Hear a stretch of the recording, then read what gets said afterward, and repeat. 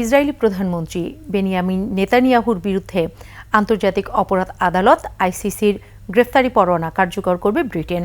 এদিকে সিরিয়ায় ইসরায়েলি বাহিনীর হামলায় হিজবুল্লাহর এক শীর্ষ কমান্ডার নিহত হয়েছে, আর গাজা ও লেবাননে ইসরায়েলি আগ্রাসনে নিহত হয়েছে আরও শতাধিক। তাদের মধ্যে শিশু ও স্বাস্থ্যকর্মী রয়েছে। আফসানা নীলার ডেস্ক রিপোর্ট। হেগ ভিত্তিক আন্তর্জাতিক অপরাধ আদালত আইসিসি গত ২১ নভেম্বর গাজা সংঘাতে যুদ্ধাপরাধ এবং মানবতা বিরোধী অপরাধের অভিযোগে নেতানিয়াহুর বিরুদ্ধে গ্রেফতারি পরোয়ানা জারি করে। এরপরই তা কার্যকরের ঘোষণা দেয় ইতালি, নেদারল্যান্ড ও কানাডা। এবার যুক্তরাজ্য বলছে তাদের দেশের মাটিতে পা রাখলে ইসরায়েলের প্রধানমন্ত্রীকে গ্রেফতার করা হবে।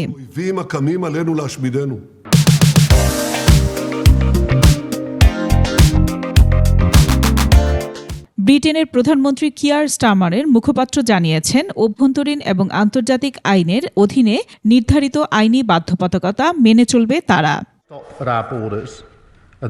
এদিকে সিরিয়ায় ইসরায়েলি বাহিনীর হামলায় হিজবুল্লাহর এক শীর্ষ কমান্ডার নিহত হয়েছে বলে দাবি করেছে মার্কিন গণমাধ্যম। তারা বলছে ওই হিজবুল্লাহর কমান্ডার ২০০৭ সালে ইরাকে মার্কিন সেনাদের ওপর হামলার পরিকল্পনা করতে সহায়তা করেছিলেন।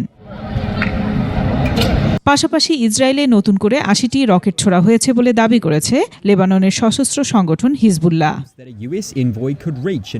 অন্যদিকে গাজার খান ইউনিসে ইসরায়েলি হামলায় মারা গেছেন শিশুসহ ৯ জন। জাতিসংঘ বলছে দেশটির ভেঙে পড়া স্বাস্থ্যসেবা আর অমানবিক পরিস্থিতিতে ক্ষুধাকে ব্যবহার করে ফিলিস্তিনকে নিশ্চিহ্ন করা হচ্ছে। দেশটিতে এখন যুদ্ধ বন্ধে আবারও তাগিদ দিয়েছে সংস্থাটি। আফসানা নীলা, ডেস্ক রিপোর্ট, ২১ টেলিভিশন।